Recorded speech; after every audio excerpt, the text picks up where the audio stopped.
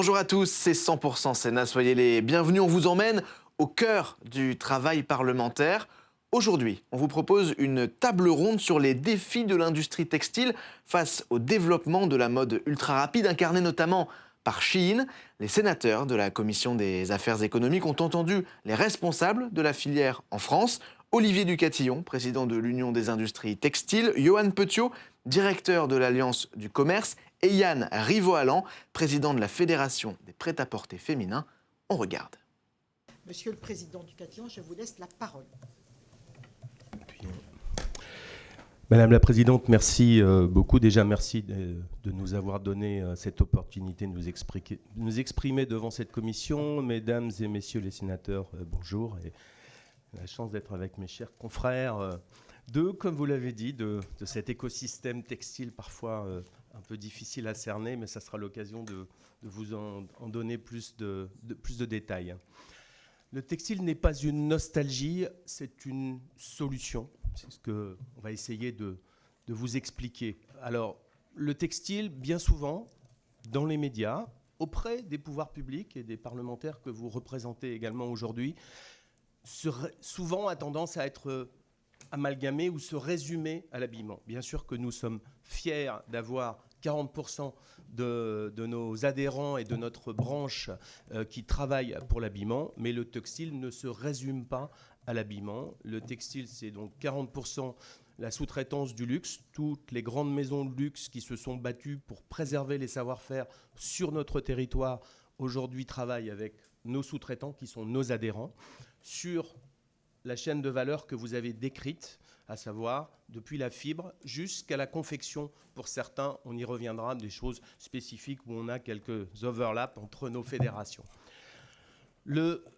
Simplement, 2200 entreprises, 16 milliards de chiffre d'affaires pour près de 60 000 salariés. Fin des années 70, nous étions plus de 400 000 salariés.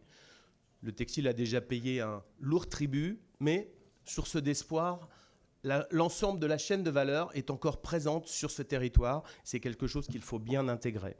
Et vous avez eu raison de mentionner aussi que les pourcentages parfois s'arrêtent à la dernière étape. Il faut parfois accepter que pour un produit fini, tout ne peut pas être fait en France. Et nous essayons bien sûr d'en faire le maximum, mais il est important de valoriser cette chaîne de valeur. Et j'ai envie de dire, on préfère que le fil, le tissu, le tricot soit fait en France et parfois la confection soit faite à l'étranger que l'inverse en termes de valeur ajoutée sur le territoire. Aujourd'hui, donc, trois domaines, luxe, habillement, l'ameublement, tout ce qui est à la maison, c'est 10%, l'habillement et le luxe, c'est 40%, et enfin le textile technique, souvent le plus méconnu, mais celui qui se porte le mieux actuellement et qui fait le moins de bruit.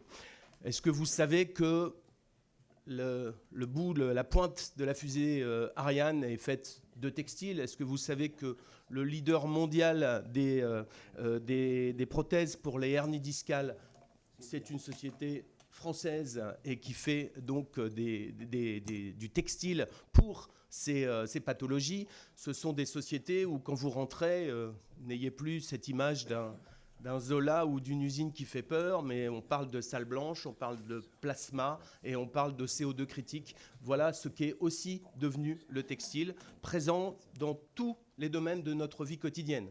L'agriculture, le sport, la santé, la défense, l'aéronautique, l'automobile et bien sûr l'habillement qui nous rassemble aujourd'hui.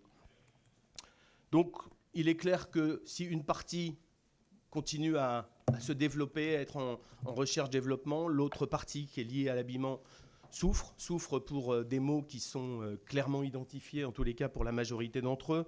Et je pense que sur la partie hyper-concurrence déloyale et dérégulation des importations, je laisserai mes collègues qui vont s'exprimer, parce que sinon on risque d'être redondant. Donc je pense que c'est à eux de s'en expliquer, sachant que pourquoi nous on est impliqués dans ce combat, parce que par ricochet, nos sous-traitants et nos industriels qui travaillaient avant avec des sociétés qui avaient un certain niveau d'activité en France, compte tenu de cette hyper-concurrence déloyale, ce niveau d'activité est en souffrance, la consommation est en berne, et auquel cas nous avons des répercussions directes sur les sous-traitants, des tisseurs, des tricoteurs, des ennoblisseurs, les teinturiers, qui sont le maillon faible et pourtant le maillon crucial, stratégique pour notre filière. Et c'est évidemment ces gens que on souhaite vous alerter sur leur situation aujourd'hui.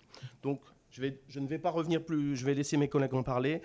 Deuxième fardeau pour nous, le fardeau de la transition énergétique. Nous avions un avantage concurrentiel certain. Il faut savoir que même si ça ne saute pas aux yeux, mais tout ce que je vous ai décrit en termes de chaîne de valeur, ce sont des énergo-intensifs. Et aujourd'hui, nous avons un vrai problème de compétitivité lié à la situation, notamment sur le gaz et même sur l'électricité, où nous avons parfois du mal à être reconnus comme secteur stratégique ou comme secteur soumis à une concurrence internationale.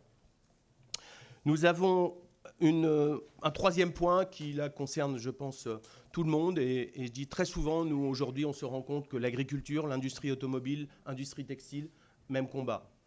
Avalanche de normes, de réglementations. Moi, j'ai 62 ans, ça fait à peu près 40 ans que j'entends parler de simplification. Je pense que j'ai même dû connaître plusieurs ministres de la simplification. À aujourd'hui, force est de constater que cette simplification, on en est loin, et on est loin du compte. Et c'est vraiment une des choses que nous demandons pour permettre à nos PME, puisque j'insiste, je ne l'ai pas dit en préambule, l'industrie textile en France aujourd'hui, c'est plus de 80% de PME. Donc, c'est aussi important de tenir compte de cet état de fait. Dernier exemple, alors bien sûr, en France, on veut toujours être des super bons élèves, on veut laver plus blanc que blanc, et on veut vraiment faire en sorte qu'on n'ait rien à se reprocher. Nous, on appelle clairement, dans une situation qui devient anormale, dans une situation d'alerte et de mise en danger de notre économie, je pèse mes mots, là nous parlons textile, on en est ravis de concentrer sur le textile. Je pense que ce discours pourrait s'appliquer à tous les secteurs, notamment dans le commerce et par ricochet dans l'industrie, par rapport à cette surtransposition de normes, par rapport à cette concurrence déloyale qui va fragiliser l'ensemble de notre économie. Dernière en date, je fais passer un petit message, il pourra peut-être être entendu, ça devient technique, on parle de PFAS. Les PFAS, vous en avez entendu, c'est polluants éternels. Nous n'avons absolument rien contre et nous sommes tout à fait favorables à ce que ces PFAS, on puisse trouver une alternative qui n'existe pas à ce jour. Il y a un décret qui doit sortir avant la fin de l'année. Simplement, on est les seuls en Europe à vouloir interdire au 1er janvier les PFAS. Ce qui veut dire qu'on va se retrouver dans une situation ubuesque où nos entreprises françaises seront les seules à ne pas pouvoir commercer, ni exporter, ni importer des produits qui vont avoir des traces de PFAS. Sachant que la présence des PFAS dans ces produits est très floue encore à ce jour. Donc nous demandons des dérogations. On ne veut pas combattre la notion de PFAS, on veut dire ne pas être les seuls. Comme d'ailleurs en général, je reviens sur l'agriculture, sur l'automobile, n'importons pas des produits qui sont interdits en France et par rapport auxquels les normes qui sont soumises à nos acteurs locaux, alors que ceux qui vont l'exporter ne sont pas soumis aux mêmes lois. C'est la règle de base. Et encore une fois, on s'aperçoit que tout est lié dans les secteurs que j'ai cités et je pense qu'on pourrait le faire. Que faire par rapport à ça ? Rétablir une concurrence équitable sur les réformes douanières, ça passe par l'Europe, oui. Ça passe peut-être aussi par un peu plus d'audace sur notre territoire national, à savoir pourquoi pas un décret qui certes sera remis en cause par l'Europe, mais qui va mettre 4 ans à se manifester pour nous expliquer qu'on n'est pas dans les clous. Et peut-être qu'aujourd'hui, malheureusement, sur cette ultra fast fashion, il n'y a qu'une chose qui a fonctionné. J'aime pas le citer en exemple, mais c'est une réalité. C'est que la décision de Trump à un moment des $100, c'est le seul élément qui a été factuel et qui a fait ralentir ce tsunami et cette invasion de petits colis et cette mise à mal de notre secteur. Alors, il y a des avancées, il y a des petits pas qui sont faits, c'est encourageant. Il a malheureusement fallu l'histoire de la poupée pédopornographique et des armes pour que ça se bouge un peu plus, mais c'est le résultat qui compte. Le principal, c'est que ça se bouge plus. Mais dans les faits, à un moment, tapons fort et tapons vite. On était avec Yann, et je vais pas terminer, je vais essayer de terminer là-dessus parce que sinon je pourrais vous en parler pendant des heures. Mais R&D sur les possibilités et le soutien qu'on attend, c'est pour industrialiser, il faut qu'on puisse aller aussi vite que nos concurrents. Il faut qu'on puisse continuer à innover. La tribune de Louis Gallois, il y a 15 jours, fait peur quand elle nous parle de transfert technologique inversé. C'est qu'aujourd'hui, les transferts de technologie avant étaient toujours de l'Europe vers la Chine. Aujourd'hui, on s'aperçoit que ça devient des transferts de technologie de la Chine vers l'Europe. Donc on a besoin d'automatisation, on a besoin de se moderniser, non pas d'investir pour répliquer les modèles qui ne peuvent plus fonctionner aujourd'hui. Et enfin, dernier élément hyper important, la commande publique. Dans un contexte où on voit que faire un budget devient compliqué, financer notre modèle social devient plus que compliqué, je pense qu'il y a un consensus et que ça devient transpartisan de dire que notre modèle social, on arrivera à continuer à le financer. Il n'est pas question de le remettre en cause. Simplement, il faut créer de la richesse sur le territoire. Pour créer de la richesse, il faut utiliser quelque chose qui n'est pas un gros mot, il faut produire en France. Et pour produire en France, il faut un moment, c'est ça qui sera la clé pour pouvoir contribuer au financement de notre modèle social. Pour produire en France, il y a un moyen qui ne coûte pas cher, qui peut aller très vite. Là aussi, il faut un peu de courage, il faut aussi oser aller parfois contre ce que l'Europe nous impose et la peur qu'on a, cette peur terrible de se dire « Mon Dieu, nos acheteurs publics sont les seuls en Europe à être pénalement responsables devant leurs commandes publiques », mais de se dire « Comment peut-on être plus malin, moins naïf ?» pour essayer de faire en sorte que le fléchage de nos marchés publics aille vers des entreprises qui en ce moment n'ont besoin que d'une chose, des commandes. Le reste, c'est de la littérature. Les entreprises ont besoin de commandes. Et si ça continue encore. Pour vous, je sais bien qu'un calendrier électoral ou un calendrier à 18 mois, 2 ans, ça correspond à du court terme. Dans les calendriers, les agendas des entreprises, on n'est pas du tout sur le même timing et sur la même temporalité. Donc aujourd'hui, cette commande publique, on vient de sortir une étude avec KPMG à l'UIT qui montre qu'entre un achat public qui est fait directement depuis l'import en sourcing, qui ne contribue en rien à notre modèle, au financement de notre modèle social, à aucun niveau. Si une société française faisait ce même marché public, produisait à 60-70%, on n'est même pas dans les 100%, hein, 60-70% de la valeur ajoutée en France, il y a 84% du chiffre d'affaires réalisé qui rejaillit, je ne vais pas utiliser un mot qui va vous choquer, mais qui ruisselle sur notre économie, 22% directement dans les caisses de l'État, 62% sur la sous-traitance, les services. Ça veut dire que ce qui est payé 100 aujourd'hui à un acteur chinois qui vient directement vendre pour une commande publique pourrait être payé 180 sur le marché français. Ça, c'est quelque chose aussi qu'on aimerait intégrer, mettre ça dans le cahier des charges de la commande publique, d'intégrer une espèce de coefficient qui puisse favoriser, c'est pas un gros mot, et comme l'a dit un ancien ministre que je ne citerai pas, à un moment, ils ne vont pas nous envoyer les chars à l'Europe si on leur dit qu'on met un coefficient et que le coefficient, il est parce qu'il y a un état d'urgence sur la situation de nos entreprises et sur la commande publique. Voilà. Je pourrais continuer longuement, mais je pense que je suis dans les temps. Merci. Merci beaucoup, Monsieur le Président. Donc, je cède la parole à Monsieur Rivoalan. Pardon. Décidément, j'ai du mal.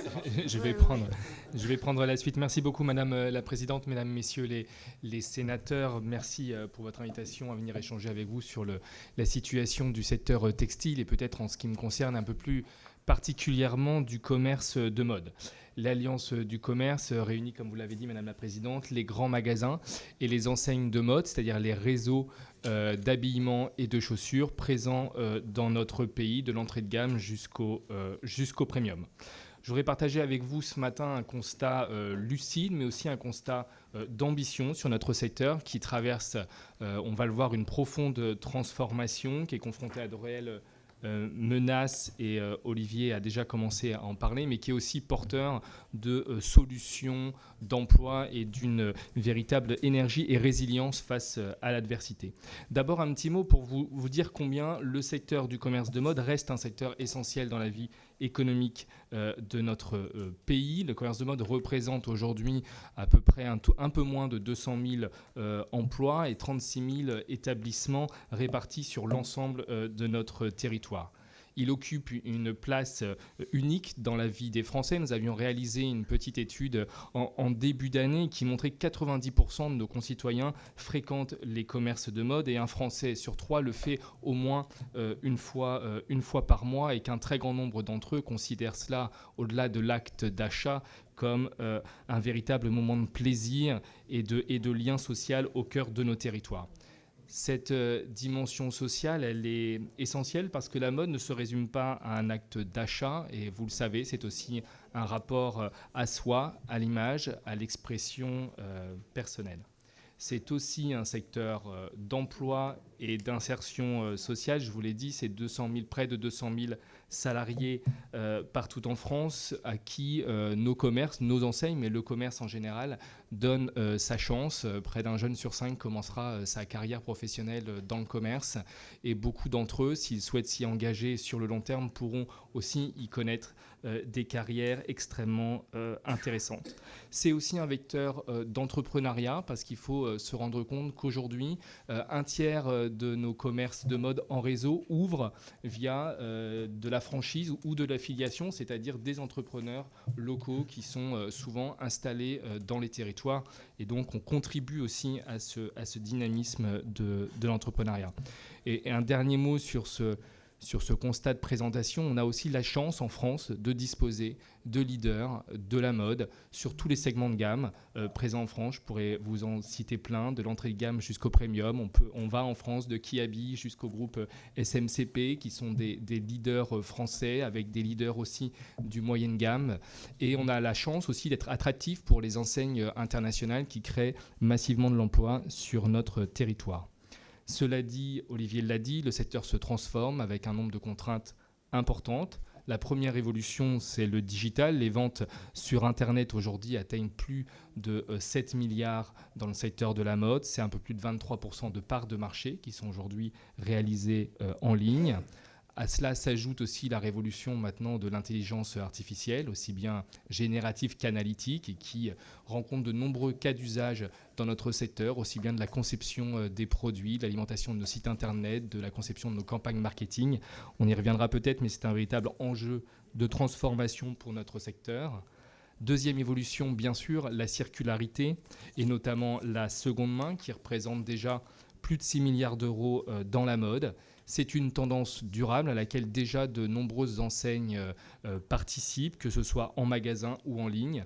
Elle répond véritablement à une double demande de nos concitoyens. D'abord, une demande de consommation plus responsable, mais aussi elle répond à des contraintes de pouvoir d'achat qui, vous le savez, ont été de plus en plus fortes ces dernières années.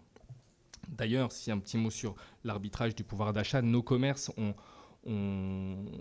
véritablement subi cette contrainte du pouvoir d'achat ces 2 dernières années, parce que quand on regarde différentes enquêtes de consommation, on voit que la mode et l'habillement, malheureusement, est l'un des principaux achats auxquels nos consommateurs se résignent d'abandonner quand ils n'en ont plus les moyens. Et donc les arbitrages de consommation ont été extrêmement défavorables au secteur de la mode ces dernières années.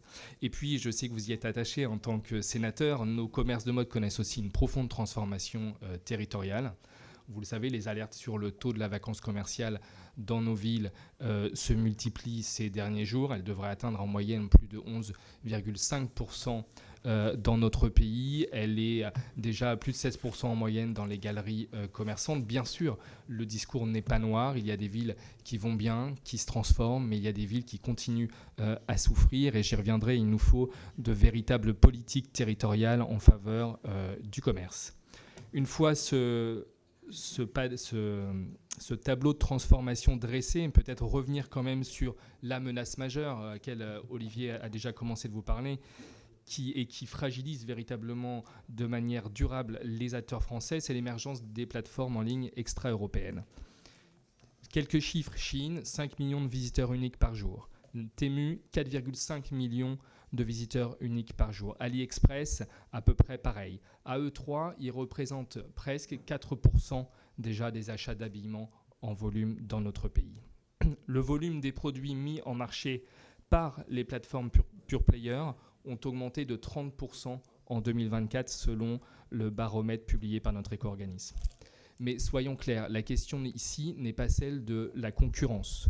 Nous la connaissons dans le secteur de la mode depuis toujours et chacun a envie d'être habillé à sa façon, sa propre marque, ce qui correspond à son identité. Nous ne sommes pas contre la concurrence et nous l'acceptons. La question non plus n'est pas celle des marketplaces et des places de marché. On le sait, aujourd'hui, c'est un modèle de relations clients, d'achat, de consommation qui va croître dans les années à venir. Et le problème n'est pas non plus, et Olivier l'a bien dit, celui de la mondialisation de nos chaînes de production qui touche aujourd'hui l'ensemble de nos segments. Et donc le problème n'est pas ici la Chine. Mais le problème, comme l'a très bien dit Olivier, c'est le respect de nos règles et de nos valeurs communes qui aujourd'hui sont bafouées. Je vous le rappelle, vous le savez, mais les pratiques observées sur ces plateformes sont inacceptables. Faux rabais, fausses informations, marketing agressif, produits non conformes, voire dangereux. Et ces pratiques ont été condamnées à nombreuses reprises par la CNIL, par la DGCCRF et par la Commission européenne qui a ouvert de nombreuses enquêtes. À cela, ça a déjà été dit aussi, mais s'ajoutent des avantages commerciaux. À cela s'ajoutent aussi des avantages commerciaux qui créent une véritable distorsion, absence de droits de douane, non-paiement de la taxe habillement, payée normalement par l'ensemble des importateurs, des tarifs postaux parfois plus avantageux et des subventions par les pays d'origine. Le constat pour nous est simple. Ces acteurs ont basé leur croissance dans notre pays ces dernières années, en très grande partie en profitant des failles de notre réglementation et de nos contrôles. Et le risque pour nos commerces est systémique puisque, un chiffre, en 10 ans, notre secteur a déjà perdu plus de 14 000 établissements et 50 000 emplois dans notre pays. C'est considérable et malheureusement, ce flux se poursuit. Fort heureusement, des leviers d'action existent et ils doivent être activés rapidement. Le premier levier, c'est celui de l'équité concurrentielle. Olivier en a déjà parlé.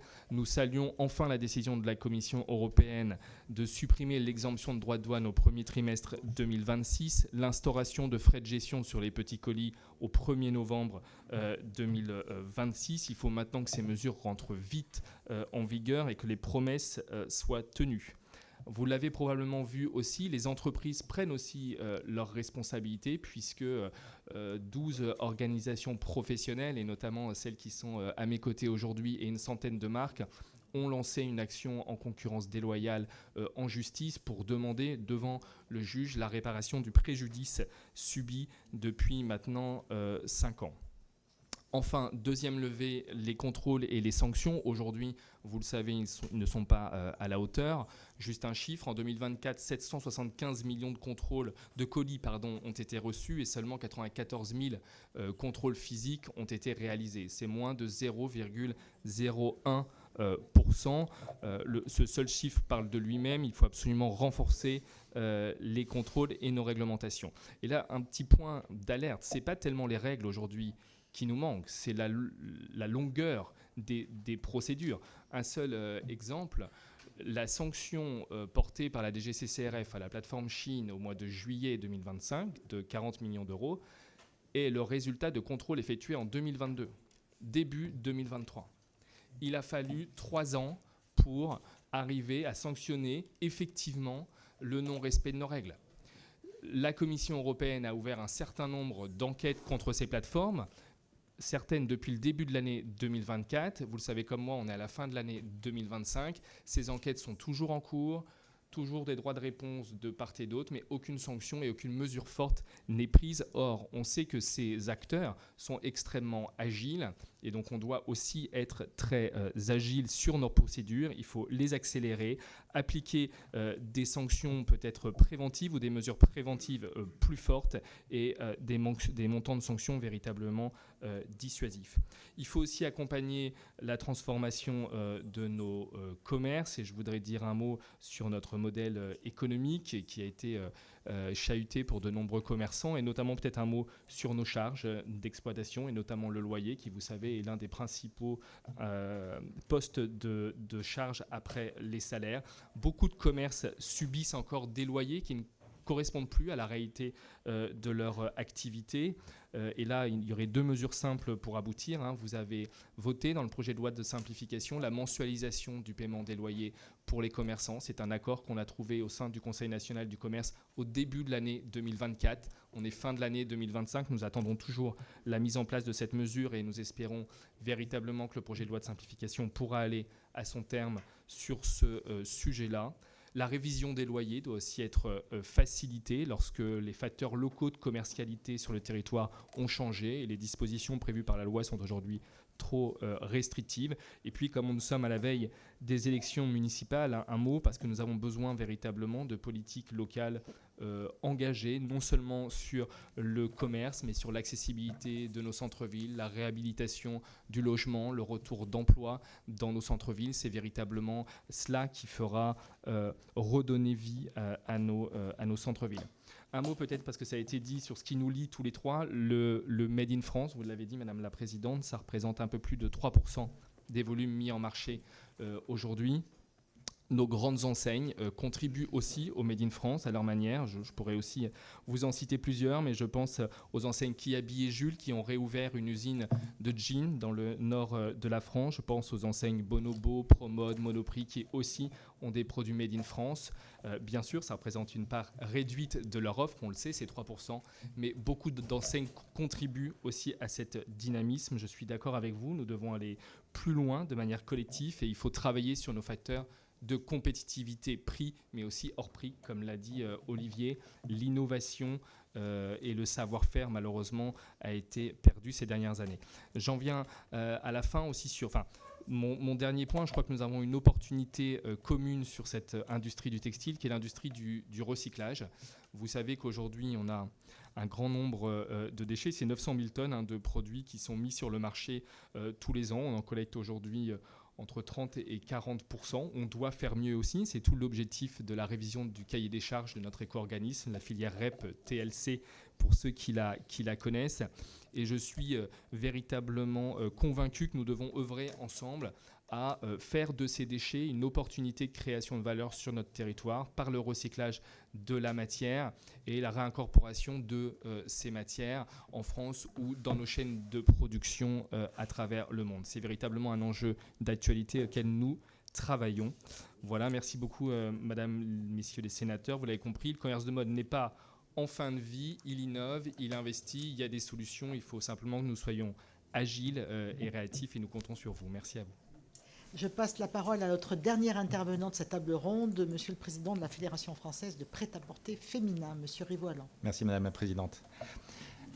Pour compléter les propos de mes amis, vous me pardonnerez un langage assez peu châtié dans cette vénérable institution, mais on vend en ce moment de la merde à 27 millions de Français, parce qu'il y a 27 millions de Français qui vont sur le site Chine, il y a 27 millions de Français qui achètent des produits qui sont non normés, il y a 27 millions de Français qui achètent des produits qui sont cancérigènes, et certains des pédocriminels qui achètent aussi des poupées, voire des armes, voire aussi des médicaments. Parce qu'on en a peu ou pas parlé dans les médias, mais il y a aussi des médicaments sur la plateforme Chine, aussi sur Temu, aussi sur AliExpress, aussi sur TikTok. Donc on est dans un moment d'effondrement complet qu'on est encore en train de connaître, parce que quand un tiers des Français sont capables d'acheter ces produits qui détruisent leur santé, qui détruisent notre économie, qui détruisent tout le tissu social qu'on peut avoir dans nos départements, dans nos villes, dans nos régions et en France, et bien évidemment aussi en Europe, on est dans un moment de rupture clair. Et si on ne sait pas réagir par rapport à cette plateforme, décidément, après la désindustrialisation dont a parlé mon ami Olivier, on va connaître la déritailisation, c'est-à-dire la fin des boutiques, parce que quand on est déjà à 11% de boutiques qui sont fermées, eh bien, on arrive très vite à 20, et quand on est à 20, voire à 30, eh bien, en fait, il n'y a plus de centre-ville, il n'y a plus de centres commerciaux, et donc il n'y a plus d'activité. Et donc, dans ce moment de rupture et ce moment de pivot qu'on est en train de connaître, on a l'obligation de réagir. Pierre-François parlait tout à l'heure de l'innovation, et en effet, c'est le cœur du sujet, parce que Chine, c'est avant tout une société d'intelligence artificielle. Quand, tous les jours, elle produit 10 000, voire même 50 000 produits par jour, je reprends une marque de mode française, c'est de toute sa vie 10 000 produits qui sont fabriqués. Chine le fait tous les jours. Et bien, cette capacité, tous les jours, de créer des nouvelles modes, mais uniquement avec des produits en plastique, parce que 80% de leurs produits, c'est du polyester, on a à ce moment-là, du vol à l'étalage, Parce que Chine, ce n'est que de la contrefaçon, c'est du vol de nos données, du vol de données des marques qui, tous les jours, créent des produits. Donc, ils volent ces produits. Le vol des données des consommateurs, parce que là aussi, l'Union européenne a montré que Chine volait nos données. Quand on cliquait non sur le bouton cookie, en fait, ils prenaient quand même les données. Et donc, ils mixent à la fois le vol de nos données pour les marques, de nos consommateurs, pour nous vendre tous ces produits de merde. Donc, l'obligation de réaction, elle est obligatoire parce que entre le vol d'un côté, l'exploitation à un niveau aussi inimaginable, on peut voir les reportages dans tous les petits ateliers qu'on peut avoir en Chine où on voit des gens qui sont exploités pour être payés 1 centime par vêtement fabriqué. Et derrière, Chine, évidemment, nous ment en nous faisant croire que c'est les mêmes ateliers que dans toutes les entreprises qu'on représente. Comment ils font un truc juste d'arnaque basique en fait de n'importe quel escroc, c'est qu'ils prennent une société française, ils trouvent les ateliers dans lesquels ils fabriquent et les usines dans lesquelles ils fabriquent, ils font fabriquer un produit chez eux et ils disent regardez, on fabrique dans les mêmes endroits. Mais pas du tout. Il y a des villes entières, il y a des villages entiers qui fabriquent pour Chine et c'est des villages d'exploitation, de paupérisation qu'on peut connaître uniquement en Chine de par le système aussi totalitaire qu'on peut avoir dans ce pays. Donc la base de fabrication de Chine, c'est 1, la contrefaçon, 2, l'exploitation, 3, du transport uniquement en avion, parce que la force de Chine, là aussi dans l'intelligence artificielle, c'est de savoir fabriquer un produit en 3 jours pour nous l'envoyer immédiatement en avion. Donc c'est 1, l'exploitation, mais c'est derrière aussi la destruction écologique de par tous les transports en avion successifs qui peuvent être opérés. Une fois que cela, il y a 0 TVA qui est payé, 0 taxe sur les produits importés. Donc c'est une perte pour nous de millions, en fait, voire même de milliards en TVA et autres taxes. Et de ce fait, c'est récupéré dans les paniers de nos consommateurs qui se disent un t-shirt désormais, ça vaut 3 €. Et quand, dans la tête d'un consommateur, un t-shirt vaut 3 €, quand une marque française la fabrique à 10, à 15, à 20, voire à 30 € quand elle fait du Made in France ou du Made in Europe, eh bien, on passe pour des voleurs. Chine nous vole tous les jours, et tous les jours, on passe pour des voleurs à cause d'eux. Et donc, cette capacité, en fait, à arrêter cela, elle doit être immédiate. Pour, 1, avoir une réaction dans l'intelligence artificielle, pour nous aussi, justement, savoir nous protéger. 2, de travailler aussi des taxes potentiellement à l'un Trump, c'est-à-dire, en fait, une réaction au niveau de l'Europe qui doit être beaucoup plus massive.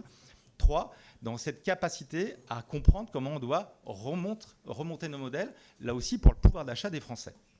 Alors pour le pouvoir d'achat des Français, il y a une base en fait très simple. On est ici dans cette très belle assemblée aussi, on n'est pas vraiment de la Gen Z. La moyenne d'âge en fait est à peu près proche de la mienne. Et donc je pense qu'on a tous connu, je me permets en fait cette familiarité. Hein. Mais, bah.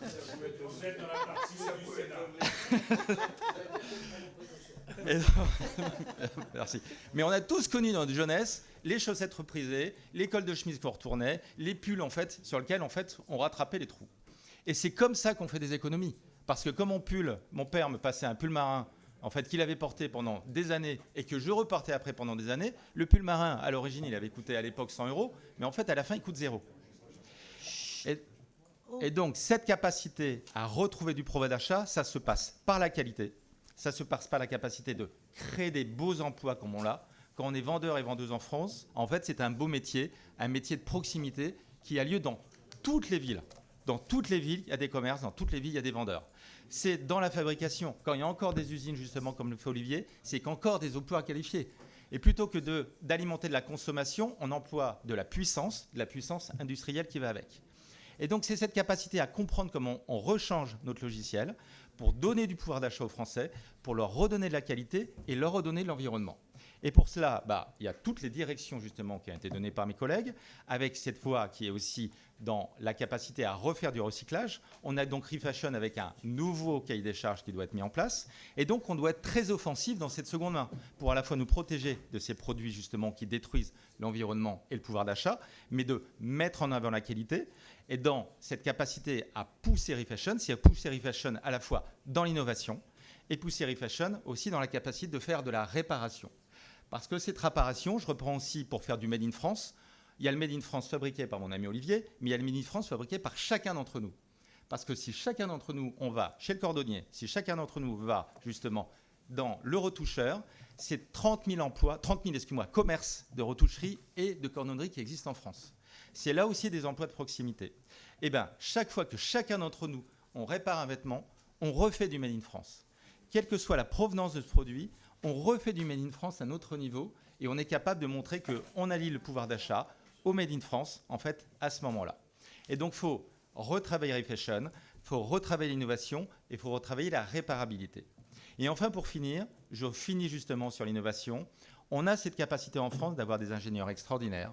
On a cette capacité aussi de travailler l'IA. Il y a ChatGPT qui est en train de taper de croupière à des géants qui ont des milliards infinis par rapport à nous, et pourtant, on s'en sort.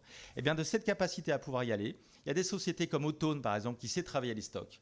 Il y a des sociétés comme Losange qui fait de l'upcycling, c'est-à-dire de façon industrielle, ils prennent des vieux stocks et ils refabriquent des nouveaux vêtements. Et donc, on a cette capacité, avec l'innovation, d'avoir une action à la fois compétitive, à la fois de donner des meilleurs produits à nos clients, et enfin, d'alimenter aussi la planète dans quelque chose d'extrêmement positif. Et donc, je vous propose justement, de stopper évidemment ces plateformes qui détruisent la santé de nos consommateurs, et de miser justement sur l'environnement, l'innovation et le pouvoir d'achat pour faire que le textile qui fabrique justement près de 600 000 emplois en France, qui je prends justement tous les secteurs confondus, sera capable justement d'être une des industries majeures qu'on peut avoir à la fois pour le bonheur des Français, mais pour le bonheur de la France et tout l'éclairage qu'on pourra avoir à l'international. Merci beaucoup. Merci beaucoup à tous les quatre pour ces interventions qui étaient très, très fortes, et je crois que c'est important qu'on puisse vous auditionner et ça a suscité bon nombre de questions de la part de nos commissaires. Et donc, si vous le voulez bien, messieurs, on va prendre des questions 3 par 3 et puis en fonction de la question posée, vous les répartirez entre vous. On commence avec Anne-Catherine Loisier. Merci Madame la Présidente de cette initiative. Merci messieurs de vos éclairages. Alors, je pense qu'on partage beaucoup de votre diagnostic. Je dirais que ce phénomène de modèles qui s'entrechoquent pour le textile, la fast fashion et puis la refashion, malheureusement, c'est un phénomène qu'on rencontre dans beaucoup de domaines économiques. Enfin, sur le volet de l'alimentaire, on le voit, tous les débats qu'on a sur les traités, et Mercosur et compagnie qui viennent inonder nos marchés dans un contexte de concurrence déloyale. Donc malheureusement, c'est le mal de nos sociétés aujourd'hui. Donc moi, j'aurais envie de vous demander comment, en fait, vous pensez convaincre cette jeune clientèle de faire ce choix de la tradition française, de la création, de l'innovation, du savoir-faire, de matériaux nobles, parce que vous n'en avez pas parlé, mais je pense que cette fast fashion touche majoritairement les jeunes générations, mais vous me direz si je me trompe, pas forcément.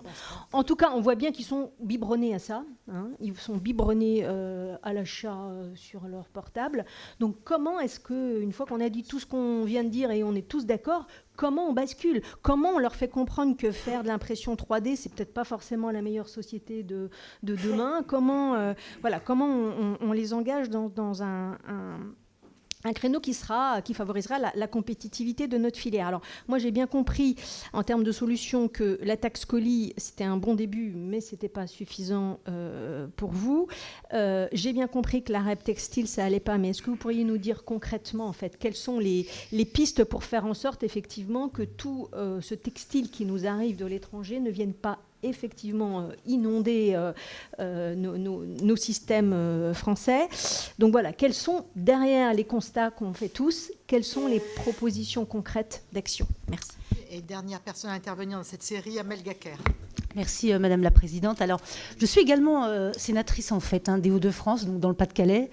On l'a dit, redit, une région reconnue pour avoir été un fleuron, pour être un fleuron. On sait que, en tout cas, de l'industrie textile, de l'habillement, aujourd'hui, on a près de la moitié des emplois et de l'activité qui est concentrée dans la métropole lilloise encore aujourd'hui. Je voudrais juste souligner une chose, et vous l'avez dit rapidement, j'insiste là-dessus, on reste aujourd'hui quand même très bon et précurseur sur notamment toute l'innovation, les réflexions, le travail qu'il y a aujourd'hui, notamment sur les nouveaux matériaux, les nouveaux textiles, et c'est quelque chose aujourd'hui qui nous distingue.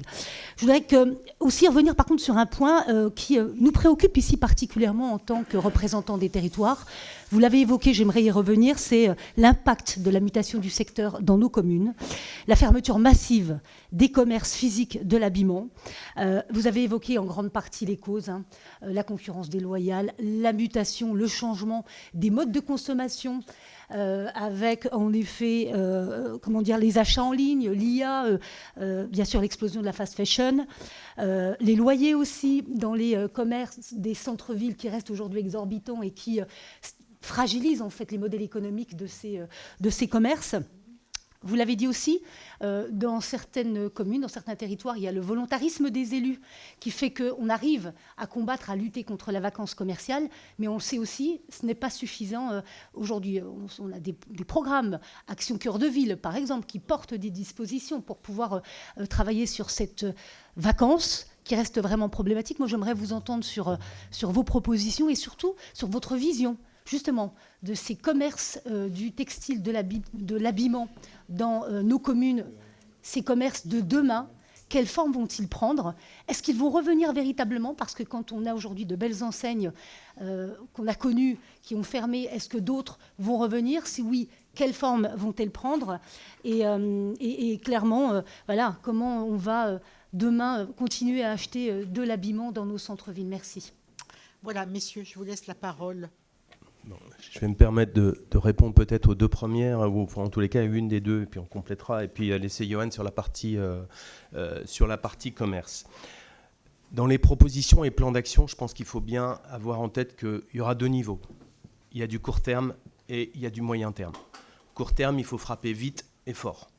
Donc ça, c'est quelque chose qui est... De toute façon, on peut faire énormément d'auditions, on peut se faire plaisir et passer beaucoup de temps en réfléchissant sur des plans d'action. Quand on voit le temps qui est la nécessité de mise en place prend tellement de temps que là, il faut avoir cette réactivité, cette prise de conscience. C'est une expression que j'aime bien, qui ne va peut-être pas ici, on a du mal en tous les cas, mais il va falloir qu'on sache renverser la table à un moment donné pour prendre des décisions rapides et dissuasives. Parce que sinon, si on passe beaucoup de temps pour accoucher d'une souris, malheureusement, ça ne va pas endiguer quoi que ce soit dans tout ce qu'on vous a décrit. Ça, c'est le premier point. Le deuxième point, c'est comment, vous avez dit comment on agit auprès des consommateurs.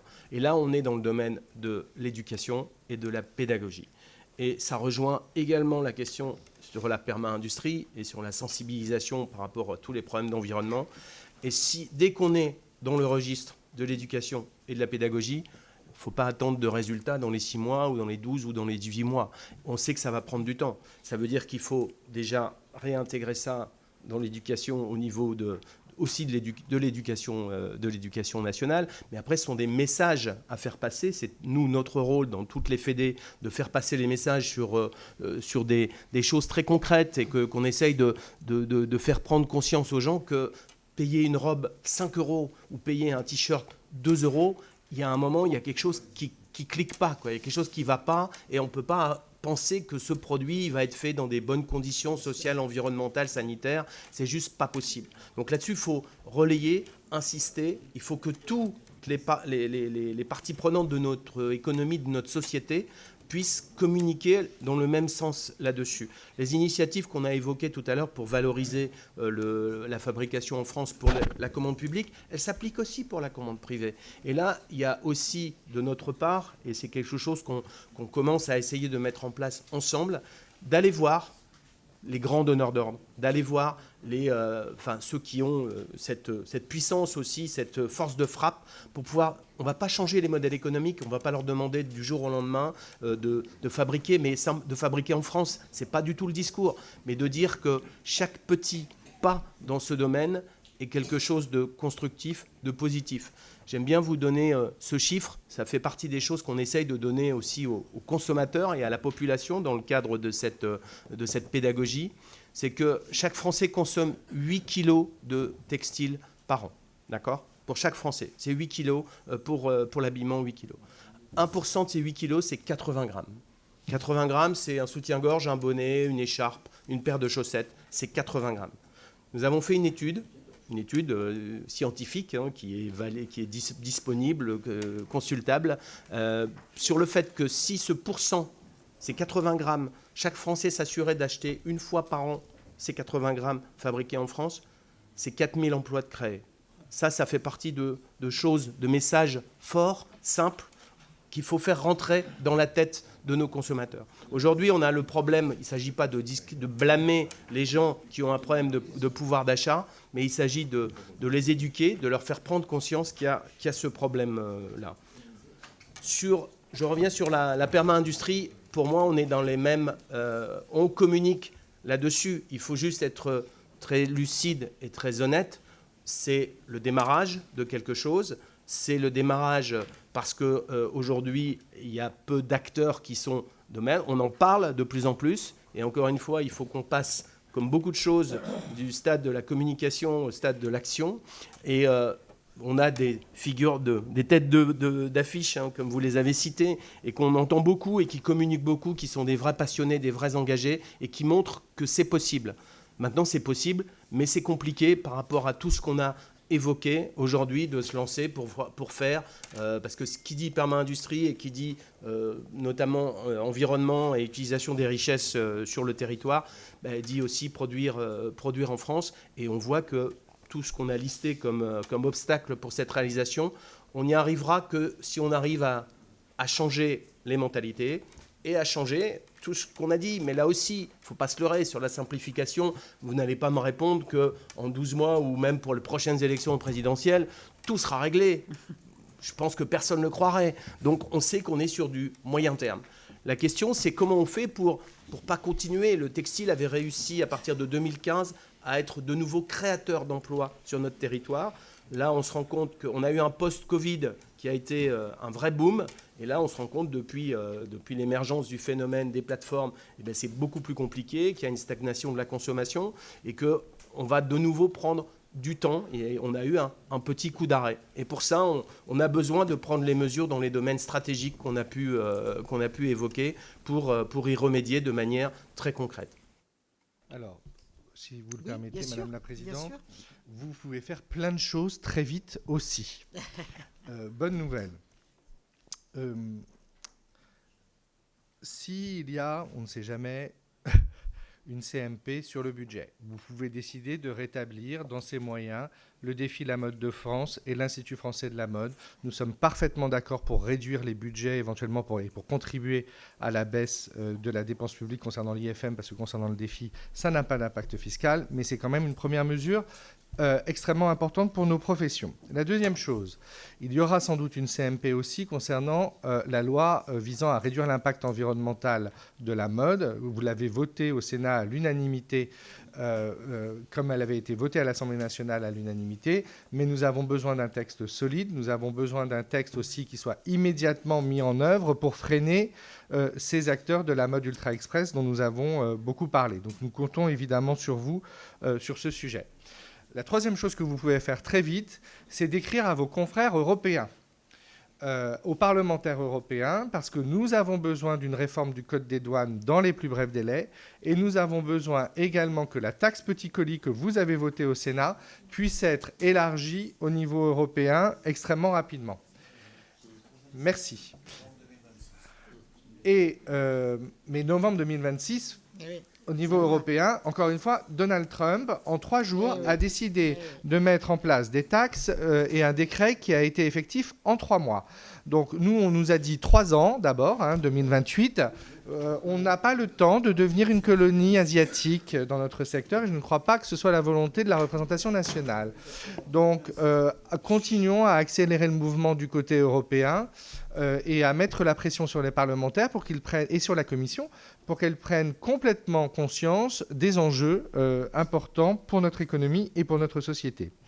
Et puis enfin, nos copains de l'ADEME, vous vous souvenez qu'ils avaient trouvé un merveilleux budget pour faire une campagne de publicité concernant un dévendeur, oui. Ce qui est évidemment formidable dans notre secteur. Donc s'ils ont encore du budget, nous on adorerait qu'ils fassent une campagne de publicité. Et les courbés, écoutez, dans ce qui reste, en tous les cas, en faveur de notre secteur, ce serait super. Merci. Monsieur Ribonan. Chut. Il y a de l'argent, oui. Alors, je sens que le mot ADEME, en fait, crée une certaine frénésie. Alors, je pense que c'est devenu ma spécialité, c'est de parler de l'âge. Je reprends le point. L'âge moyen d'un client Chine, c'est 39 ans. Ah. Donc, ce n'est pas des jeunes. Si jeune que ça. Non, c'est pas des jeunes du tout. Alors, pour vous donner l'histoire, c'était en effet 15, 16, 20 ans en 2000. Donc, il y a 5 ans, c'était que des jeunes. Maintenant, c'est tout le monde.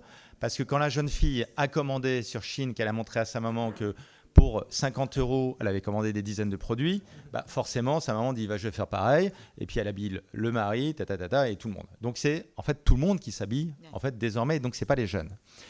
Pourquoi il y a plus de jeunes? Pour une raison très simple. Et là, c'est là où c'est intéressant. C'est parce que les jeunes n'ont jamais été aussi pauvres que maintenant.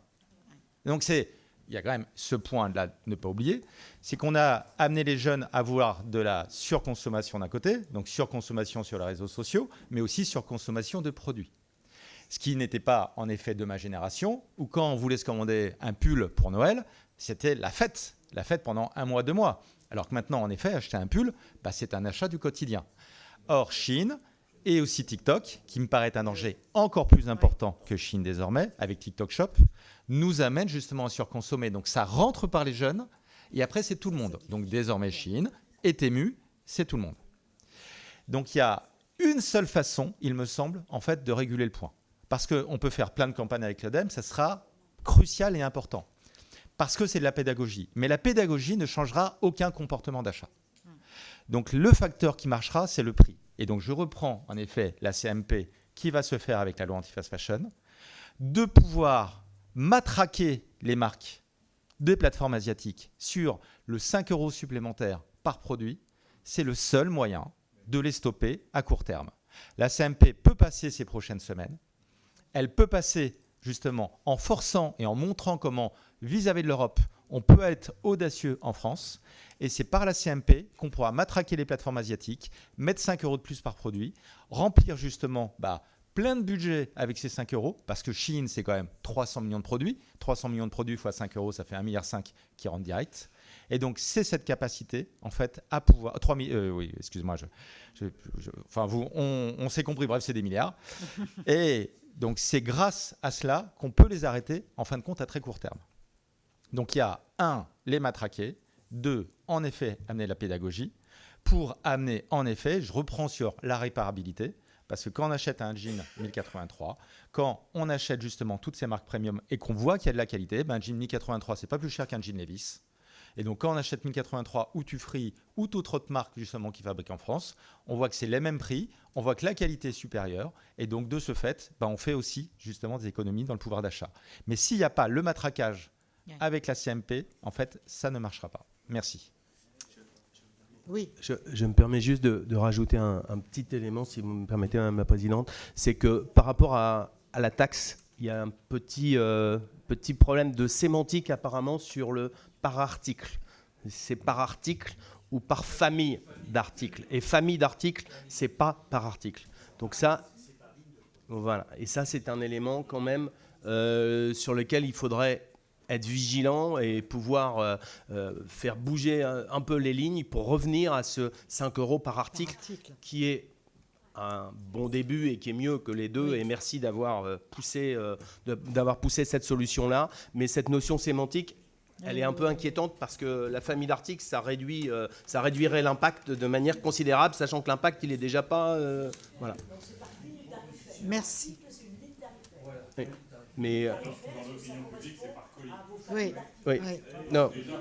Mais enfin, par colis, c'est vrai que que ça soit 2 ou 5 par colis, c'est là où, quand on parle dans les mesures en disant qu'il faut frapper vite et fort, c'est pour ça que je reviens à ce que certains d'entre vous ont proposé, à des amendements qui ont été proposés aussi sur des 25, des 50, où peut-être que ça sert peut-être à rien, mais si à un moment on met pas les moyens, je pense qu'encore une fois, ça va prendre beaucoup de temps pour un effet qui va être un peu déceptif à la fin.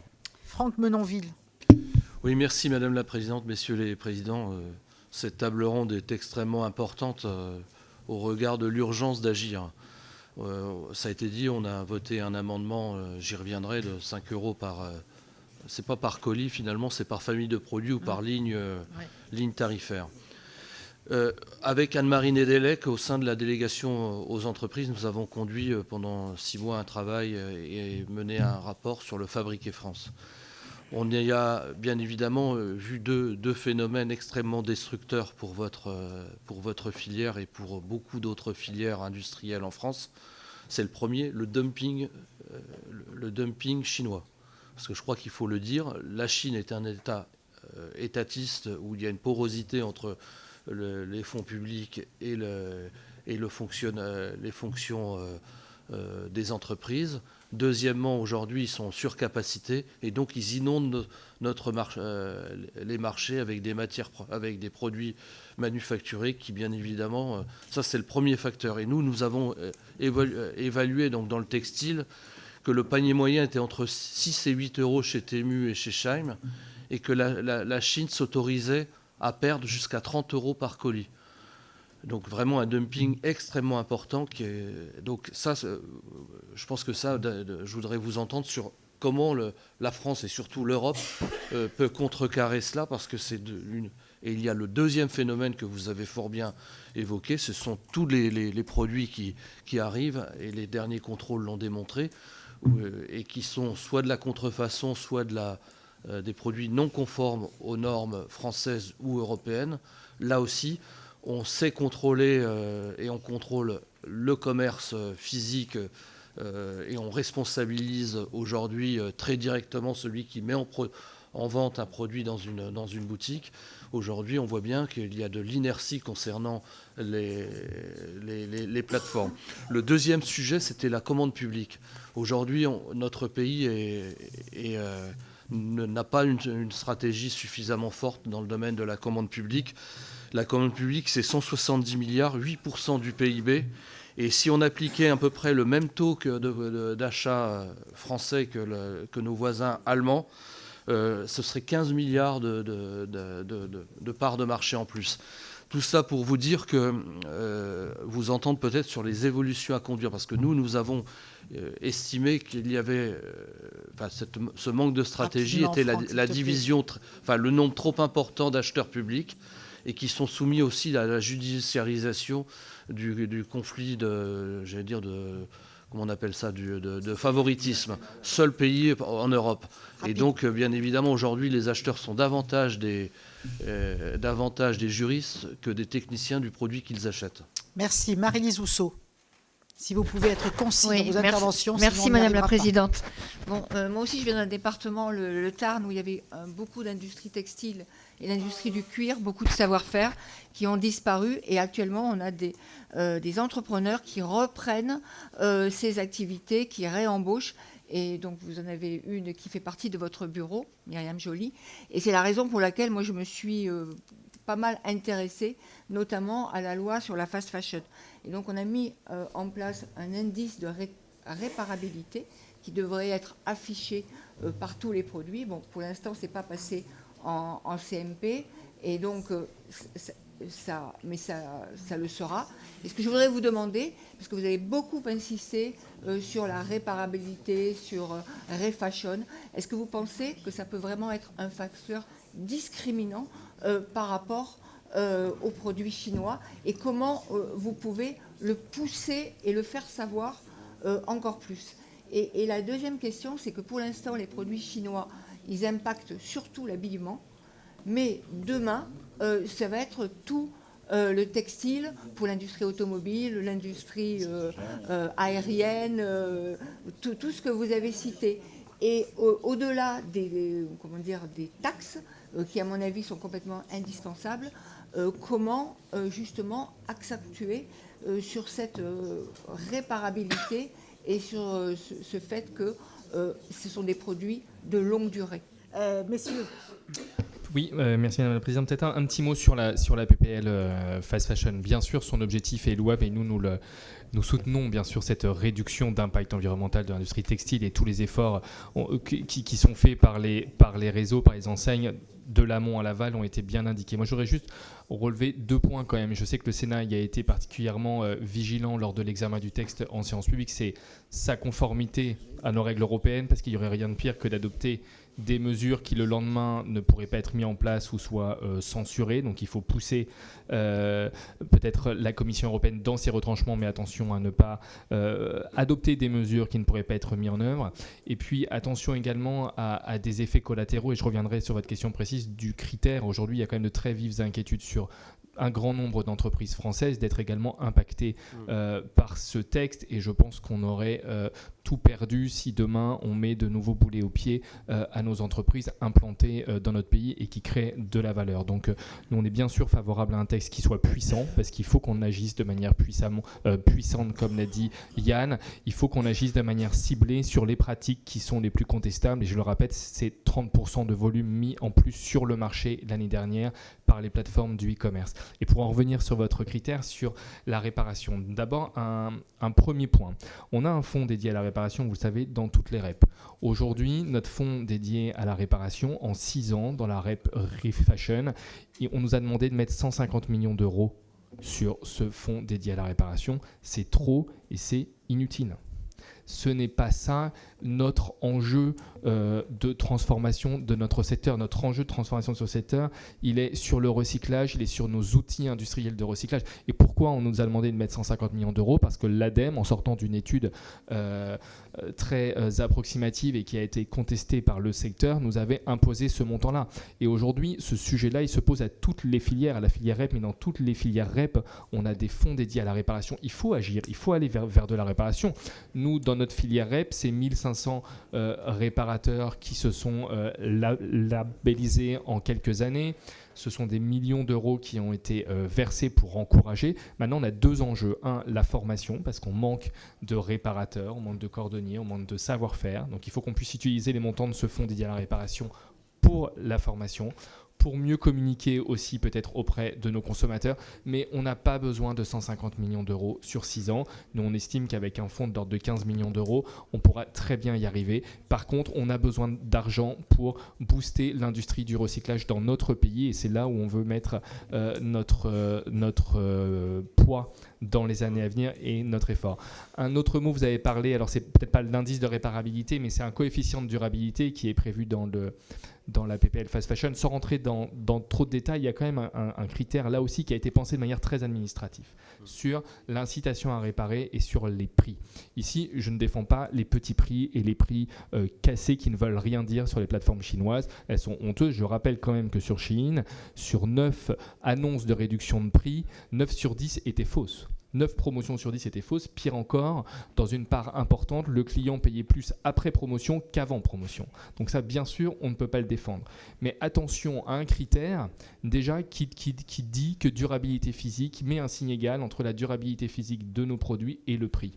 Non, aujourd'hui, on a des acteurs, y compris de l'entrée de gamme, du moyenne gamme, du premium, qui se battent pour faire le meilleur produit au meilleur rapport qualité-prix, parce qu'on doit offrir à nos clients le meilleur, que ce soit dans l'entrée de gamme, dans le moyenne gamme ou dans le premium. Et ça, nos enseignes qui sont implantées sur notre territoire ont à cœur de travailler ça. Et d'ailleurs, je vous renvoie à un excellent article qui a été publié il y a quelques jours dans le Figaro, qui comparait 4 t-shirts, Shein, Kiabi, Uniqlo et Armor Luxe, et qui montrait bien que le prix du produit n'est pas signe de qualité ou de durée de vie du produit. Bien sûr, il en est un des éléments, mais il n'est pas le seul. Il est quelle matière on utilise, comment on le tisse, quel filage, quelle technologie on utilise. Donc attention à mettre facilement un prix égal entre durée de vie, durabilité physique du produit et le prix. Et pour en revenir à ce critère très administratif qui a été pensé par l'ADEME, un seul exemple.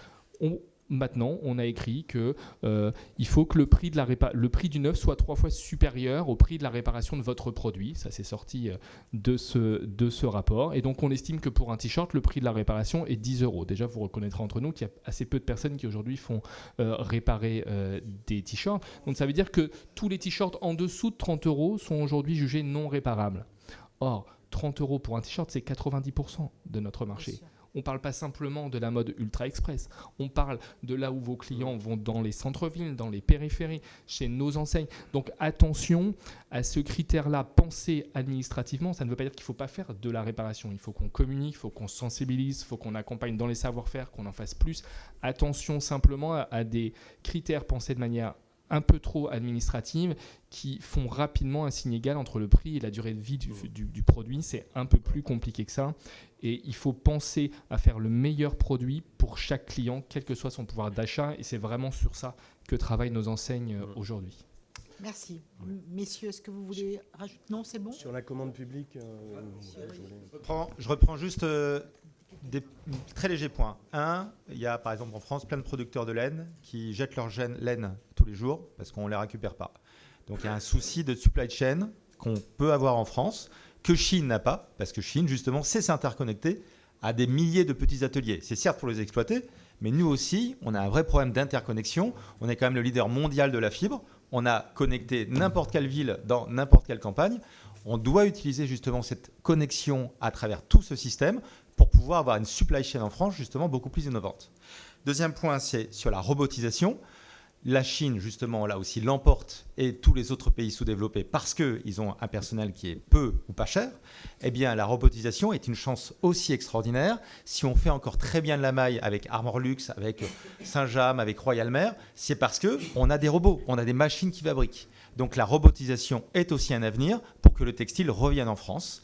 Enfin, le dumping chinois, et je reviens justement, et ça sera mon dernier point sur ceci, le dumping chinois est très fort parce qu'il sait justement miser à long terme sur un certain nombre de vecteurs. Je reprends la mode, c'est 650 000 emplois, avec cette capacité sur l'intégralité de la chaîne de valeur d'aller beaucoup plus loin. Eh bien, à nous de faire deux choses. Un, d'appliquer nos normes dans un premier temps, parce que les normes qu'on a protègent nos emplois, protègent l'environnement, et donc en fait l'application des normes est une véritable chance qu'on peut avoir en France et en Europe. Et le deuxième, c'est qu'on a des lois comme par exemple le DSA qui, en Europe, stoppent du jour au lendemain toutes les plateformes. Parce que toutes les plateformes au regard du DSA sont illégales. Et donc là, il y a aussi une pression à mettre par exemple sur l'Espagne qui nous empêche la mise en place justement de ceci. Et donc, on a des choses en France à travers les normes qui sauvent l'emploi, l'environnement, et on a d'autres capacités, des normes, des lois comme la DSA qui nous permettent de nous protéger tout de suite. Donc, c'est notre impact en fait d'aller plus loin en fait sur tous ces points pour justement sauvegarder les 600 000 emplois et encore là les faire rayonner dans le monde entier. Merci. Moi, je voulais revenir sur la question de notre collègue sur la commande publique. Vous l'avez évoqué sur la responsabilité des plateformes. Juste pour la commande publique, vous l'avez évoqué. En Europe, il y a 56 000 acheteurs publics. En France, il y en a 28 000. Juste en France. Juste, il faut y penser. Une des actions rapides que vous pouvez aussi peut-être porter là aussi et nous aider là-dessus, c'est qu'on dépénalise la responsabilité de l'acheteur public. Je pense que ça facilitera beaucoup de choses pour qu'on arrête de vouloir laver plus blanc que blanc. Et ça, c'est vraiment une action qui peut être faite à court terme.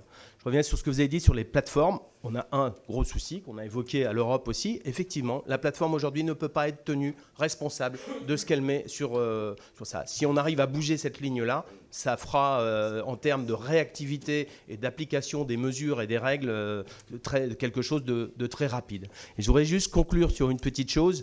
J'ai partagé cet exemple. Nous étions avec Yann au Parlement européen de Strasbourg la semaine dernière ou la semaine d'avant, et sur une commission par des députés européens sur le sujet de l'ultra fast fashion et du tsunami des petits colis qui arrivent en Europe et des mesures à prendre. Et donc il y avait des représentants de tous les groupes politiques, quelques députés européens, les médias, et tout à coup, dans notre audition, on voit arriver 4 Chinois. Et là, moi, au moment de commencer ma prise de parole, je pose naïvement la question en disant « mais qui sont ces gens ? Qui sont ces gens ?» Et on me répond « c'est l'ambassade de Chine en France ». Et alors, non seulement ils sont venus, donc ils ont cette sagacité, cette information, ils sont quand même très au fait de tout ce qui se passe pour se pointer, ils sont venus à 4, et ils ont tout filmé. Ils ont filmé l'audition complète. Et c'est une audience publique, donc on n'avait rien à dire. Moi, je dis juste, arrêtons d'être naïfs et soyons plus malins et soyons plus réactifs. Ça sera le mot de la fin parce que vous pouvez forcément nous aider beaucoup à ce niveau-là. Merci de votre écoute. Donc on passe à Evelyne Renaud-Garabédian, mais je sais qu'elle est toujours concise. Nous partageons, vous l'avez constaté, qu'on partage tout à fait votre constat sur le mal qui a été posé par les plateformes prédatrices pour contourner, je ne dirais pas le droit autre, pour contourner, puisque c'est leur principe à eux. Et moi, je pense que le véritable problème, c'est leur vitesse d'exécution face à notre incompréhension de la raison de cette vitesse d'exécution. Je voudrais revenir sur les petits colis.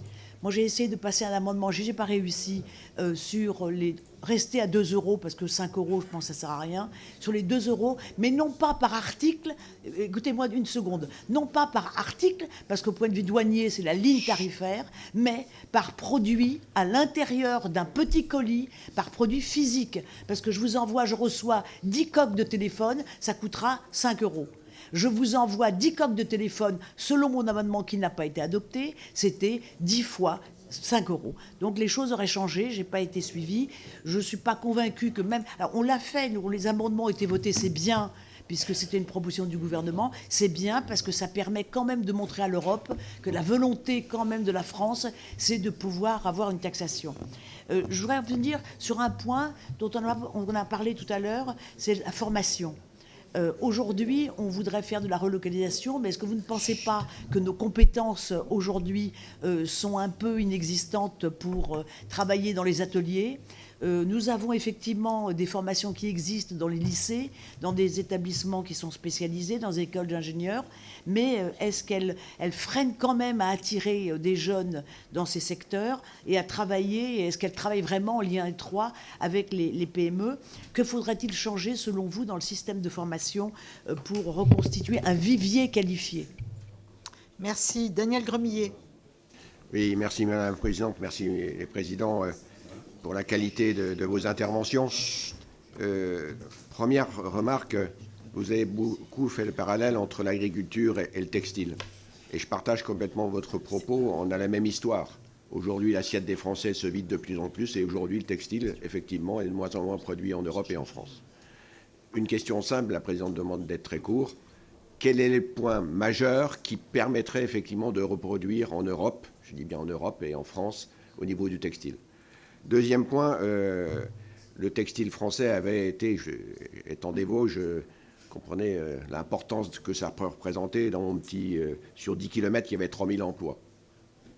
Aujourd'hui, il n'en reste plus que 30. Et effectivement, il y a eu beaucoup de recherches sur l'innovation et notamment le textile à mémoire de forme.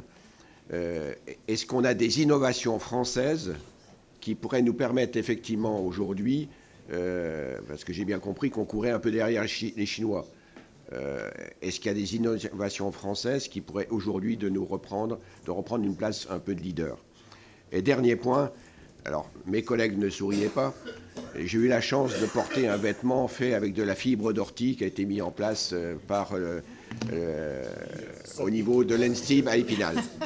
Ça pique pas du tout. Ça dépend dans quel sens tu le mets. Mais ma question est dans le prolongement de la question de Patrick. Est-ce qu'on amuse la galerie ou pas, ou est-ce que c'est effectivement des secteurs qui nous permettraient de reconquérir des productions françaises à partir de fibres végétales. Donc c'est une vraie question parce qu'il y a des capacités énormes, sachant qu'on a une école qui a mis au point aujourd'hui des variétés de culture d'ortie permettant de le faire. Merci Daniel. Daniel Salmon. Et on prendra toutes les questions les unes après les autres parce que sinon ça va... Allez, merci Daniel, Madame la rapidement. Présidente, merci messieurs pour votre présentation. Je trouve ça passionnant parce que là on est dans la vraie vie et on a face à une attaque frontale contre le libéralisme qui a consisté pendant des décennies à ouvrir toutes les frontières. Et aujourd'hui, eh bien, on crie halte là et halte à la concurrence déloyale. Donc voilà, ça vient réinterroger quand même des politiques qui sont menées que j'entends encore parfois ici. Vous avez parlé de compétitivité. Ça va souvent vers le moins 10 ans, il faut se méfier.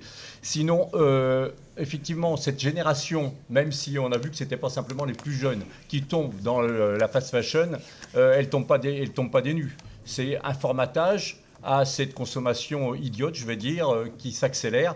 Donc, on n'a pas parlé beaucoup de la publicité, mais c'est là quand même que les choses se passent. Et je voudrais bien vous entendre sur ce sujet. Effectivement, il y a une paupérisation de la jeunesse qui nous amène effectivement à également cette consommation du jetable. Et sinon, pour finir, on a abordé le lin, on a abordé les orties. Eh bien, moi, je vais parler de la laine également, on a parlé. Il y a le chanvre. La Bretagne a construit sa prospérité pendant plusieurs siècles sur le lin et le chanvre.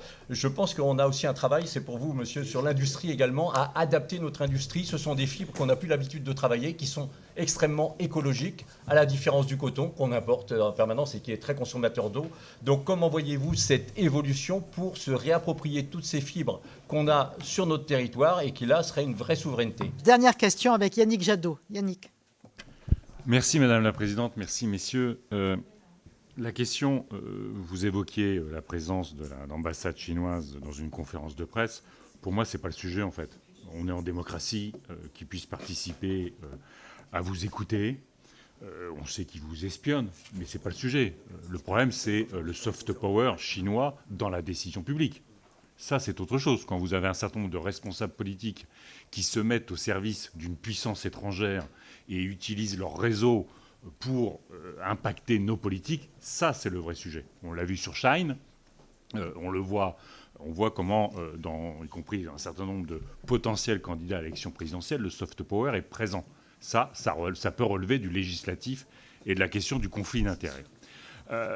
Après, si je peux me permettre, au niveau européen, on ne voit pas forcément la force de frappe d'une industrie textile européenne totalement coordonnée pour faire pression sur l'ensemble des pays membres et sur les institutions européennes. Comment vous voyez, au fond, vous êtes très actifs de votre côté, tant mieux. Mais enfin, reconnaissons que ce n'est pas tous les pays européens qui sont aussi soucieux de combattre Chine et autres marques. Et puis, dernier point, dans un peu plus d'1 an, se mettra en place le règlement européen sur le travail forcé. Et quelle est votre vision, au fond moi, j'ai participé à son adoption. Il y a évidemment dedans le travail forcé d'État. Et quand on pense au travail forcé d'État, on pense particulièrement au Xinjiang et au travail forcé des Ouïghours. Est-ce que vous êtes complètement clair dans votre secteur sur votre relation à cette région, au travail forcé? Parce que de fait, dans le règlement, ce sera les acteurs privés notamment qui peuvent actionner le fait de bloquer tout ce qui viendrait d'une région où se déroule du travail forcé. Et donc là, ce serait quand même un mode d'action extrêmement efficace contre le textile que vous combattez. Merci. Voilà, messieurs. Alors, il y a eu beaucoup de questions, mais vous allez faire une synthèse de tout ça. Monsieur Lelouette. Merci, Madame la Présidente. Je vais répondre sur 2 points, si vous le permettez. Le premier, la formation. Le deuxième, l'Europe. Sur la formation, nos formations sont malheureusement, techniques en tous les cas, totalement inadaptées. Ça n'est pas une nouvelle, vous le savez, ça existe dans de nombreux secteurs. Beaucoup de jeunes partent notamment dans un bac professionnel mode et terminent, hélas, vendeurs, sans avoir vraiment les qualifications et sans avoir été formés au métier. Donc il y a fondamentalement un problème, et c'est d'ailleurs pour ça, j'en reviens, désolé, à mon Institut français de la mode, à ces 1250 étudiants, à ces CAP qui nourrissent justement les ateliers, au fait qu'il vient de lancer pour la saison prochaine un master industriel pour pouvoir alimenter là aussi les ateliers en région et le management industriel. Donc ces emplois industriels, Madame la Sénatrice, sont extrêmement importants. Ils ont besoin d'être soutenus. Les marques de mode les plus haut de gamme se portent globalement quand même pas mal dans notre pays. Nous avons la chance d'avoir tout un réseau d'ateliers, de savoir-faire et un réseau industriel en France. Nous avons besoin d'une formation de qualité pour pouvoir la soutenir. La deuxième chose, sur l'Europe, nous sommes très clairs. Nous sommes tous réunis dans une association européenne qui s'appelle Euratex, monsieur le sénateur, et qui était extrêmement active. Nous avons rassemblé à Paris, le président de l'UIT et moi-même, en septembre dernier, 22 fédérations européennes de la mode pour faire une déclaration commune contre l'ultra fast fashion. Nous n'avons reçu, à cette époque, hélas, aucune réponse de la Commission européenne, malgré la présence de 22 pays à Paris pour dénoncer cette chose. Alors évidemment, depuis, ça change. Pourquoi? Parce que d'abord, la France est leader sur ce combat, grâce à vous, mesdames et messieurs les sénateurs, mais aussi parce que ces 22 pays qui sont venus à Paris, qui ont pris conscience de toutes les initiatives françaises, sont en train de dupliquer en Italie, au Portugal, en Suède et partout ailleurs, des PPL ultra fast fashion comme celles que vous connaissez en France, multiplient des attaques réglementaires et des enquêtes également dans leur propre pays, et qu'évidemment, la Commission et le Parlement sont en train de réagir. Mais beaucoup trop lentement, nous avons besoin de votre soutien sur ce sujet-là. Sur les Ouïghours, nous sommes tous alignés, monsieur le sénateur, nous n'avons pas besoin du travail forcé qu'il soit chinois ou qu'il soit ailleurs. Et notre position commune n'est pas une position contre la Chine. Il y a en Chine, comme en France, au Portugal ou ailleurs, des bonnes entreprises, des mauvaises entreprises. Il y a en revanche une concurrence déloyale qui a lieu sur notre pays, et c'est ceci que nous combattons. Nous ne combattons pas la Chine. La Chine est un grand pays. D'ailleurs, Shein ne vend rien en Chine. Vous savez que ce modèle de plateforme est basé uniquement sur l'exportation de ces produits, mais il n'y a pas de consommation de produits Shein sur le territoire chinois. Donc je ne vois pas pourquoi nous accepterions chez nous ce que les Chinois n'acceptent pas pour eux-mêmes. Mais encore une fois, il y a de très bonnes entreprises, il y a de l'innovation partout, il y a des marchés à développer partout et une concurrence, mais elle doit être respectable. Je continue, je prends le relais par rapport à la formation, puisque là, vous avez la partie, on va dire, confection et industrie de la confection. Sur la partie plus en amont, sur la formation, on a aussi des problématiques. Mais comme je vous l'ai dit tout à l'heure, l'ensemble des savoir-faire est encore présent sur le territoire. Donc aujourd'hui, c'est encore faisable. Aujourd'hui, nous avons des formations qui se mettent encore en place. J'étais hier dans un conseil d'administration qui a validé des formations de techniciens, parce que le plus gros problème, ce sont sur les techniciens industriels capables de faire tourner les machines de filature, de tissage, de tricotage. Donc tous les savoir-faire sont encore là, mais attention, urgence. Urgence, parce que si on attend trop longtemps, c'est pour ça que je reviens, je suis désolé, c'est mon refrain de la journée, mais si on attend trop longtemps, effectivement, ces savoir-faire à un moment ne seront plus là, et pour la formation, on a du souci à se faire. Pour l'innovation et la R&D qui a été évoquée comme une solution, je l'ai dit aussi en préalable, n'oublions pas qu'il y a 50% de notre industrie textile dont on ne parle pas, qui a su se réinventer complètement. Le numéro 1 de la défense aujourd'hui, le fabricant textile qui fournit toutes nos armées en défense et en aéronautique, c'est une société française qui était un soyeux lyonnais. Donc juste pour vous dire que par rapport à ça, entre les deux, il y a eu beaucoup de R&D et d'innovation pour arriver à se positionner comme un des leaders mondiaux dans ce domaine. Je vous reprends dans le médical, l'autre société que je vous ai citée. Pareil, c'était un filateur, tisseur traditionnel qui a réinventé son métier. Donc on a montré pendant toutes ces années l'industrie textile est capable de se réinventer, est capable de se remettre en cause et au-delà de sa résilience naturelle. Donc c'est possible et nous avons les outils qu'il faut, mais qu'il faut maintenir. Encore une fois, c'est l'élément. Et dernière chose, sur les fibres naturelles, j'essaierai de faire une réponse globale. Que ce soit l'ortie ou le chanvre, c'est bien connu et c'est déjà en route. Le chanvre, il y a eu énormément d'investissements et de solutions, mais même cause, mêmes effets que sur le lin. Aujourd'hui, on a cette capacité, on a ce savoir-faire au niveau agricole, mais le chanvre, on va arriver à la même situation. Si on n'a pas de solution pour absorber cette nouvelle capacité, je dis bien nouvelle parce qu'on n'en est qu'au début de la filière chanvre. La filière chanvre est très présente dans la construction, dans l'industrie, très peu dans le textile. Plus compliqué à travailler que le lin, mais faisable. On l'a prouvé, on a déjà fait. Je peux vous dire que dans le tissage que je dirigeais, on a fait du chanvre français, donc on est capable de le faire. Maintenant, le problème, c'est comme pour le lin, le chanvre aujourd'hui sort plus cher que du lin. Alors que normalement, il pousse partout beaucoup plus facilement. On ne devrait pas en être là. Mais par rapport à tout ce qu'on a décrit sur les problèmes de compétitivité, on a aujourd'hui un problème pour trouver nos marchés de destination. L'ortie a été, c'est pas juste un joker, c'est comme le chanvre, c'est faisable. On sait qu'on est capable de le faire, on a le savoir-faire pour le faire. Maintenant, pour aller industrialiser tout ça, il faut qu'il y ait un marché en face. Et aujourd'hui, il n'y a pas le marché suffisant. On le voit déjà sur des fibres qui sont bien installées, qui sont matures, comme le lin. On a du mal avec le fabriqué en France. Donc, ce n'est pas le fait que ça soit de l'ortie ou du chanvre. Ça ne va pas changer fondamentalement, même si le chanvre est encore plus écologique, est encore plus vertueux que le lin, qu'il l'est déjà beaucoup. Mais malgré ça, le problème reste un problème de prix et de marché en face. Donc tant qu'on n'arrive pas à on ne va pas refaire toute la démonstration, mais la compétitivité, les normes, la simplification et tout le reste, on aura nos problèmes de débouchés. Tant qu'on n'a pas les débouchés, encore une fois, souvenez-vous de ce qu'on avait comme capacité de production il y a encore quelques années, c'était pas si loin. Merci. Messieurs, peut-être pour terminer, l'un et l'autre. Peut-être un petit mot très rapide sur le commerce. Encore une fois, le commerce, pour qu'il réussisse, son compte de résultat, c'est à la fois un chiffre d'affaires et des charges. Le chiffre d'affaires, c'est le flux. Et donc, c'est vraiment, peut-être que j'insiste beaucoup, mais si les flux ne sont pas pensés pour tous dans les centres-villes avec autant de facilité qu'on peut aller dans la périphérie. Il faut bien se rendre compte qu'aujourd'hui, il y a 8 Français sur 10 qui ne vivent plus dans les cœurs des villes. Et donc pour eux, et comme pour nous tous, il est plus facile d'aller, de prendre sa voiture, de s'arrêter dans sa zone périphérique qui est de plus en plus jolie. En plus, il y a de très beaux projets qui sortent. Vous sortez, vous êtes directement devant votre magasin. Donc tant qu'on n'a pas pris conscience de ça, il faut qu'on contrebalance les désavantages potentiels de nos centres-villes. La question de la mobilité et accueillir tous les publics est vraiment essentielle. Il faut jouer sur notre patrimoine. On a la chance d'avoir un patrimoine exceptionnel dans nos centres-villes. Si on le valorise, on peut en faire aussi un véritable atout. Il faut aussi simplifier les règles d'installation de nos commerces. Alors, je citais une bonne mesure dans le projet de loi de simplification qui est la mensualisation des loyers et on espère qu'elle arrivera à son terme.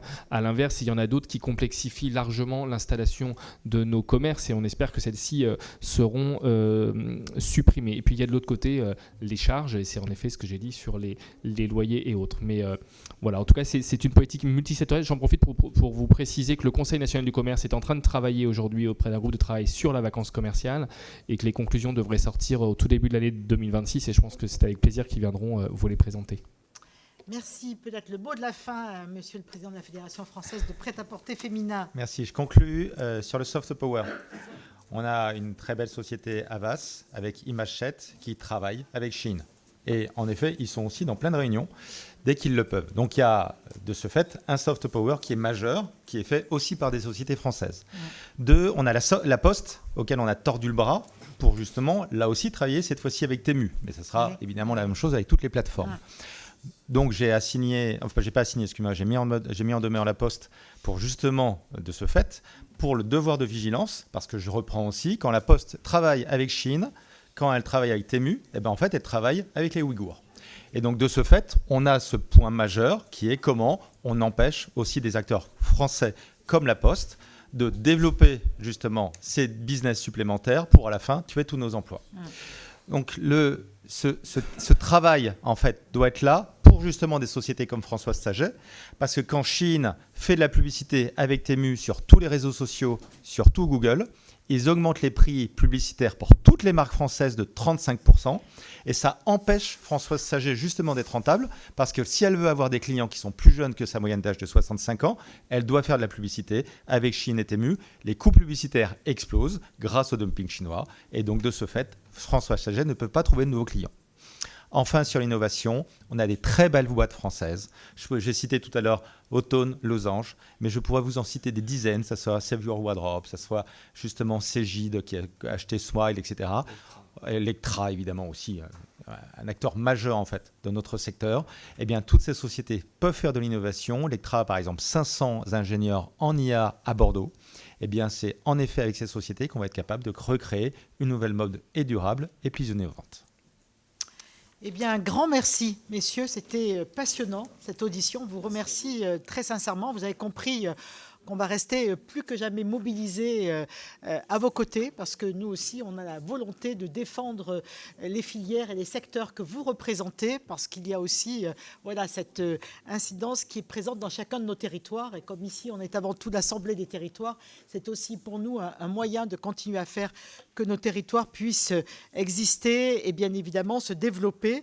Et ça touche aussi bien le commerce que l'amont de votre filière et comme l'aval. Donc merci, c'était très intéressant et ça nous a donné plein d'idées et peut-être sur une mission d'information sur ce secteur, peut-être que ça serait intéressant de mener à bien quelque chose et on n'hésitera pas à revenir vers vous.